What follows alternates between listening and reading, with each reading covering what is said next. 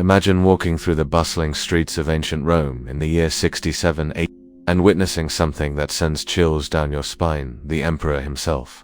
Nero is strolling through the forum, alongside what appears to be his new wife, a breathtaking young woman adorned in the finest silks and jewels, but hushed whispers trail behind them because everyone knows the terrifying reality that woman walking beside the most powerful man on earth was once a boy named Sporus, and what Nero did to him represents one of the most disturbing examples of psychological and physical abuse ever recorded. Let me know in the comments where you're watching this video from, and don't forget to like and subscribe. Before we dive into these buried stories of survival and torment, what you're about to discover isn't just another tale of Roman extravagance, it's the story of how unlimited power can twist love into obsession, grief into insanity, and a human being into a living puppet designed to fulfill one man's deranged fantasy. The name Sporus might be unfamiliar to you, but his story will stay with you long after you've finished watching. Let's begin with the man who would orchestrate this tragedy. Nero wasn't born a monster, in fact. His early years as emperor showed incredible potential when he took the throne at merely 16 years old. Many Romans believed they were witnessing the beginning of a new golden era. He lowered taxes, supported public entertainment, and even participated in theatrical performances that thrilled the masses. But unlimited power has a tendency to corrupt even the most promising individuals, and by 65 AD something had completely shattered within the emperor's psyche. Perhaps it was the relentless paranoia that comes with realizing everyone around you covets your position. Perhaps it was the loneliness of being the sole person in an empire of 60 million who could never be contradicted, never be questioned, never be told they were mistaken. Or perhaps it was what befell the one person he claimed to cherish more than existence itself. Her name was Papaya Sabina, and she embodied everything Nero believed he desired in a woman: stunning beyond words, intelligent enough to complement his own inflated sense of self, and ambitious enough to share his visions of everlasting glory. But Papaya wasn't merely another beautiful face in the imperial court. She possessed the kind of razor-sharp political awareness that made her either a powerful ally or a lethal adversary. Nero first set eyes on Papaya, he was already wed to Octavia, the daughter of the former emperor. It had been a frigid, loveless political arrangement. Papaya represented everything. Octavia wasn't where Octavia was subdued and modest. Papaya was vibrant and commanding where Octavia preferred to remain unnoticed. Papaya basked in being the focal point of everyone's attention. Romance between Nero and Papaya started as a typical Roman scandal, but what began as infidelity rapidly transformed into something far more sinister: genuine fixation. Nero wasn't simply drawn to Papaya's beauty, he was devoured by her in a manner that frightened even his most trusted advisors. Ancient chroniclers describe Nero's conduct during this time as increasingly unstable and controlling, would explode into homicidal fury if other men dared to gaze at Papaya too intently. During public gatherings, he started positioning guards around her constantly, supposedly for security, but really to watch her every move. He showered her with presents that drained the imperial treasury: gems from India, silks from China, fragrances from Arabia. But perhaps most revealing, he began to reshape reality itself to satisfy his fixation. First he divorced Octavia, a scandalous decision that alienated many allies. Then he declared his intention to wed Papaya in a complete imperial ceremony. The wedding was a display of unmatched extravagance, with Nero sparing no cost to demonstrate his devotion. And marriage couldn't fulfill Nero's desire to own Papaya entirely. He started to cut her off from family and friends, encircling her with people who owed their status completely to his goodwill. He commissioned countless portraits and sculptures of her, not just for public exhibition, but for his private chambers, so he could gaze upon her likeness even when they were separate. Ancient records tell us that Nero would sometimes spend hours simply observing Papaya as she carried out her daily routines. This wasn't romantic dedication, it was the behavior of someone who had mistaken love for possession, who viewed another human being not as an independent individual but as a precious object that existed purely for his pleasure. Papaya, for her part, seemed to grasp the perilous game she was engaged in. She was clever enough to recognize that her beauty and Nero's fixation granted her extraordinary influence, but also wise enough to realize this power carried tremendous dangers. She began leveraging her sway to promote her family's interests, building a network of allies who would shield her if Nero's feelings ever shifted. But Papaya possessed one fatal weakness: she wasn't intimidated by Nero. Unlike everyone else in the imperial court who had mastered anticipating the emperor's temperament, Papaya maintained her independence of spirit. She would dispute with him about policy matters, critique his artistic endeavors, and even ridicule his performances when she felt they were inadequate, as specifics of what transpired on that tragic day in 65 AD differ based on which ancient historian you consult, but the result was invariably the same during what started as a routine domestic disagreement. Some accounts say about Nero returning home late from chariot races, others about his theatrical pursuits. The emperor lost control in a way that would torment him forever. To Tacitus, the argument intensified when Papa jarred to criticize Nero's priorities, suggesting he cared more about his public reputation than his duties as a husband and father.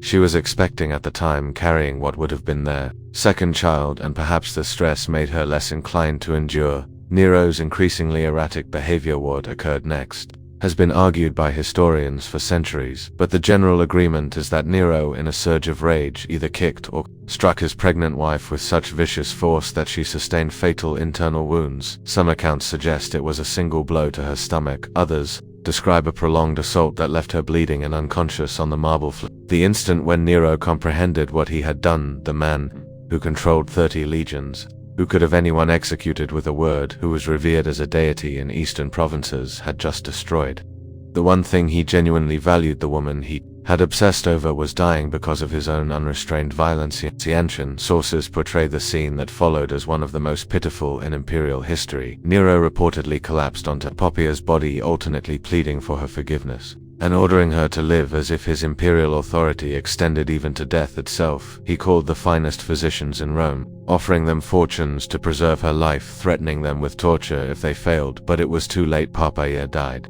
within hours, taking with her the unborn child who might have been Nero's heir. In that moment, something essential broke inside the emperor's mind. The grief that ensued wasn't merely emotional devastation, it was a complete disconnect from reality. Mourning became infamous. He refused to have Poppaea's body cremated according to Roman tradition, instead having it embalmed and placed in a tomb more elaborate than those of previous emperors.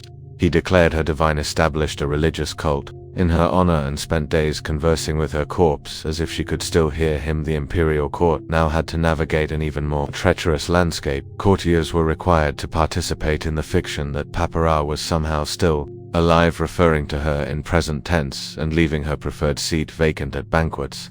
Anyone who suggested the emperor should move forward was immediately banished or were sideways. During this period that Sporus first caught Nero's attention, though the young man had no idea he was stepping into a nightmare. Sporus was likely around 14 or 15, born into slavery in the imperial household and freed as a child. He had been raised within the palace walls, receiving education that prepared him for administrative role. This was actually a position of relative advantage. Freedmen and imperial service often enjoyed better conditions than freeborn citizens of lower social standing, but this privilege came with complete dependence on imperial favor. Freedmen owed everything to their former masters' generosity, creating absolute vulnerability. They could be elevated to great influence, but also discarded, punished, or executed on a whim with no legal protection. What made Sporus special in Nero's eyes wasn't his intelligence or abilities, it was his face.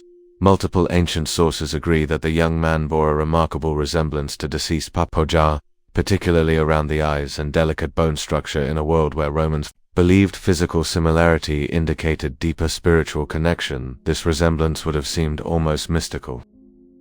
The first time Nero saw Sporus after Poppaea's death, something triggered in the emperor's fractured mind. Here was an opportunity to reverse the irreversible, to restore what he had destroyed. The resemblance was so striking that for a moment Nero may have genuinely believed he was witnessing Poppaea's spirit returned in a new form. Of course, there was one glaring problem. Sporus was male, but for a man who had convinced himself he was a god who had spent months talking to a corpse, altering someone's gender seemed like a minor hurdle. What happened next represents one of the most calculated acts of cruelty in human history.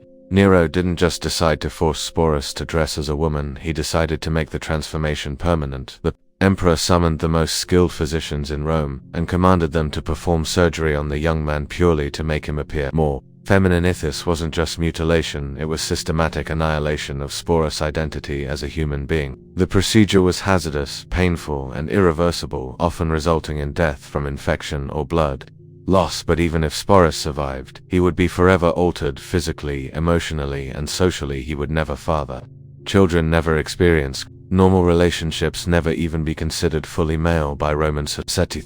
Surgery took place in the imperial palace in chambers specifically prepared for the purpose.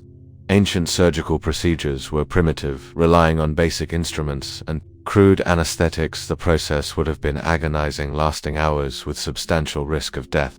Sporus would have been restrained by guards while physicians approached with their instruments, knowing his cries would fall on deaf ears. Sporus recovered, a process taking weeks or months. Nero announced something that stunned even cynical Roman aristocrats. He was going to marry the young man in a full imperial wedding ceremony. Preparations took months and consumed enormous resources. Sporus was given a new name, Sabina, after the dead empress, and relocated to special quarters where he could be prepared for his new role. Imperial seamstresses created an entire wardrobe, designing gowns that would complement his modified physique and conceal remaining masculine characteristics. Starries, jewelers crafted ornaments specifically for him, many incorporating gems that had once belonged to Papoye herself. These weren't just accessories, they were tangible connections to the dead woman, physical reminders of the person. Sporus was being forced to replace makeup artists, taught him cosmetic techniques to feminize his features. They showed him how to use kohl to make his eyes appear larger, how to apply rouge for rosy cheeks, how to use powders to soften facial angles. These lessons weren't just about appearance, they were exercises in systematic erasure of his original identity. Tyrdas instructed him in elaborate styling techniques fashionable among aristocratic Roman women. His hair was cut, curled, and arranged in complex patterns, often incorporating expensive ornaments. The process could take hours daily, requiring multiple servants and heated metal tools, but perhaps most psychologically damaging were lessons in feminine behavior and deportment. Sporus was assigned tutors who taught him how to walk, sit, and gesture in appropriately ladylike ways. He learned how to hold his hands, position his feet, arrange his clothing when seated, and move through space, conveying grace rather than masculine strength. Voice coaches worked with him to modify his speech patterns, teaching him to speak in higher tones and adopt linguistic mannerisms associated with feminine discourse. This was perhaps the most challenging aspect, as vocal patterns are deeply ingrained and difficult to change. Can you imagine the psychological torture of this transformation? Every day Sporus was forced to look in mirrors, reflecting back a stranger wearing his face. Every lesson in feminine behavior reminded him that his identity was being systematically erased. Every piece of jewelry that had once adorned a dead woman was now a shackle, binding him to a role he never chased. Wedding was scheduled for spring 67 AD, timed to coincide with religious festivals that would add ceremonial weight. Nero spared no expense, treating it as a legitimate imperial wedding worthy of the greatest emperor in Roman history. Ceremony took place in the largest palace hall, decorated with imported flowers and illuminated by thousands of oil lamps. Musicians played traditional wedding songs, while servants offered finest wines and delicacies to outside observers who didn't know the full story. It might have looked like a normal imperial wedding, but those in the know understood they were witnessing something unprecedented and disturbing. Her was the most powerful man in the world, publicly marrying a surgically modified teenage boy dressed as his dead wife. The ceremony included all traditional Roman rituals, exchanging vows, joining hands, sharing sacred bread, signing legal documents, making this union official. Guests played their parts with accomplished acting skills, offering congratulations and expensive gifts while maintaining appropriate joy, but the atmosphere must have been thick with barely concealed horror, fascination, and nervous energy that comes from participating in something fundamentally wrong. Following the wedding, Nero treated Sporus exactly as he would a legitimate empress. The young man received his own household, staff quarters within the palace complex, and income from the imperial treasury. He had his own litter for traveling horses for riding and retinue of supporters. All this apparent luxury came with a terrible price: complete erasure of his original identity and constant performance of a psychologically devastating role. Sporus was expected to accompany Nero to public functions, sit beside him at state dinners, and play the devoted wife in all interactions. This wasn't just about appearances. Nero genuinely seemed to believe he had successfully resurrected Papoya. He would call Sporus by his dead wife's name, reminisce about shared memories that had never happened, and expect responses. Maintaining the elaborate fiction for Sporus every day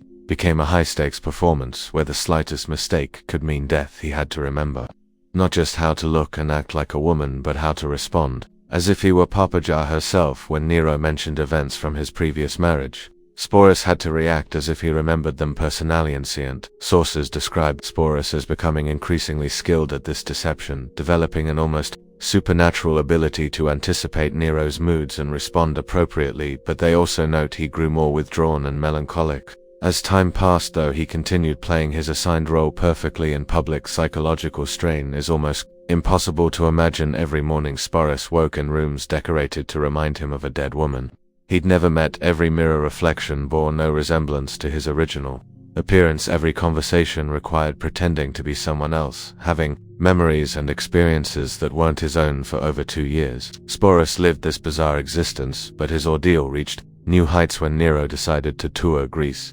The emperor fancied himself an artist and was eager to compete in Greek festivals, where he believed his talents would be properly appreciated. Naturally, Sporus accompanied him, displayed to foreign dignitaries as the Empress of Rome. Imagine Greek aristocrats trying to make sense of their conqueror traveling with a teenage boy dressed as a woman, demanding everyone treat this obvious fiction as reality. But by 68 AD, Nero's excesses had finally pushed the Roman establishment too far. Rebellions broke out across the empire, led by governors tired of the emperor's erratic behavior and neglect of governance. The Praetorian Guard declared opposition to Nero's continued rule, and the Senate condemned him as an enemy of the state. Nero finally fled Rome with a small group of supporters. Sporus was among them. Even facing death, the emperor couldn't leave behind his living reminder of Poppaea. They holed up in a villa outside Rome, waiting for either rescue or capture, while Nero alternated between grandiose escape plans and theatrical preparations for suicide. Word came that enemies were closing in. Nero finally chose death over capture, but his suicide left Sporus incredibly vulnerable. As one of the most visible symbols of Nero's reign, he was both a valuable prize and dangerous liability for whoever claimed power next. What followed was perhaps even more tragic. Sporus became a political pawn, passed from one powerful man to another like valuable property, first claimed by Nymphidius Sabinus, then by Otho, then by Vitellius, each treating him much as Nero had, keeping him dressed as a woman and calling him by Poppaea's name. Might was under Vitellius that Sporus' nightmare reached its ultimate conclusion. The new emperor decided to use him for public entertainment in the Colosseum, specifically in a reenactment of mythological scenes involving violence and humiliation. For Sporus, this represented the ultimate degradation, being sexually humiliated in front of thousands for their amusement. Rather than submit to this final humiliation, Sporus made the only choice that was truly his own in years. He took his own life, probably by poison, sometime in 69 AD. He was probably no more than 20 years old. In death, Sporus finally escaped the grotesque theater that had consumed his life. His story became a cautionary tale about the dangers of absolute power and the human cost of imperial excess, but ancient historians seemed less interested in Sporus as a person than as a symbol of imperial decay. Makes his story so haunting isn't just the abuse he endured, but how he was systematically stripped of identity and agency from the moment Nero decided he resembled Poppaea. Sporus ceased to exist as an individual and became instead a canvas for the emperor's twisted fantasized. Fact that Sporus chose death over further humiliation suggests that somewhere beneath the layers of forced femininity and imperial conditioning, some spark of his original self survived. His suicide was both tragedy and final act of defiance, a refusal to be degraded further even at the cost of his life. Perhaps most tragically, we know almost nothing about who Sporus was before his transformation. What were his hopes and dreams? What did he want to do with his life? All of that was erased when he became Nero's living doll, replaced by a performance so complete that his original identity disappeared. Entire lithe boy who was forced to become an empress, who endured years of psychological and physical abuse, who finally chose death over further degradation. His story deserves to be remembered, not just as a curiosity from ancient Rome, but as a testament to both human cruelty and human resilience. Choosing his own death, Sporus reclaimed the one thing denied him throughout his adult life: the power to make his own choice about his fate. His story reminds us that behind every historical narrative of imperial grandeur, there are individual human stories of suffering and survival that deserve our attention and our compassion, even across the vast gulf of 2.0 years.